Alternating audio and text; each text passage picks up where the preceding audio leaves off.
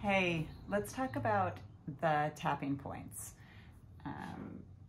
Just to make sure everyone's aware of the exact points. Remember, you can't do tapping wrong, but it's great if you know that you're hitting the right acupressure point. So on a typical sequence, we start with the side of the hand. This is the fleshy area below the pinky and above the wrist. So right in there. I usually tap with all 4 fingers, but it's kind of just what feels right to you. So we go ahead and tap there. Usually we repeat a statement 3 times at this point before we go to the next point, which is the top of the head. So if you just picture drawing an imaginary line from your ears up to the top, the crown of your head, you want to tap right there. Again, I tend to just do 4 fingers because it feels right for me. Some people will just use their palm and pat it. Just 2 fingers also works. Whatever feels comfortable. And then we go to the eyebrow point, which is really right at the edge of your eyebrow, the corner of your eyebrow and the bridge of your nose. So there, 2 fingers is a little bit easier for me. And then we go to the side of the eye. And that's right on the eye bone there. So you tend to hit your temple a little bit too, using 2 fingers, but trying to get the edge of that bone right before your eye socket. And then under eye, also along the bone right below your eye. 2 fingers does it for me. That's enough. Right in there. And then under nose.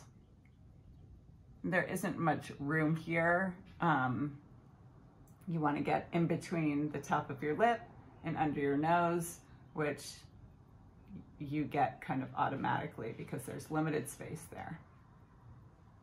And then chin point is below your bottom lip, kind of right at that indent before your chin curves out. You can feel your, you're tapping kind of at your gum line there. And then collarbone is if you, oh, Lulu had something to say about collarbone. An inch below your bone here. Now they're all gonna, it's interesting because you can do tapping on dogs with any animal, and when I'm tapping, it's like the dogs sense the energy, they want to be close. I sometimes tap on them, but right now I put up a gate so they wouldn't bother me while I was doing this, and now they're like, no, we want to be with you. Cool. So collarbone, an inch below, guys, 1 inch. So this one is a little bit more specific, and when you're in the flow, it's harder to just be like, okay, I'm going to the collarbone, here it is, here's 1 inch.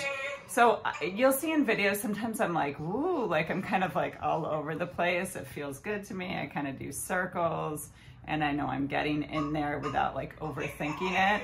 So once you get used to tapping, you'll see that you just kind of naturally start tapping a certain way that works for you.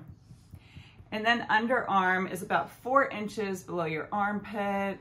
Anyone wearing a bra, it's usually right where your bra strap hits your rib cage. So it's right on the side of your body, a few inches below your armpit. And for that one, you can just do one side or the 2. I've been doing 2 lately because I like kind of this feel of an embrace almost. So going in for both. But any of these double meridian lines where you see I've tapped on both sides, it's totally optional. You can just do one on any of these if you want. I usually go ahead and do both because I like the feeling of staying symmetrical. But again, you'll get the feel of what works well for you. The dogs are enjoying it. I'm gonna have to like do some tapping with them now and enjoy your Friday. Bye.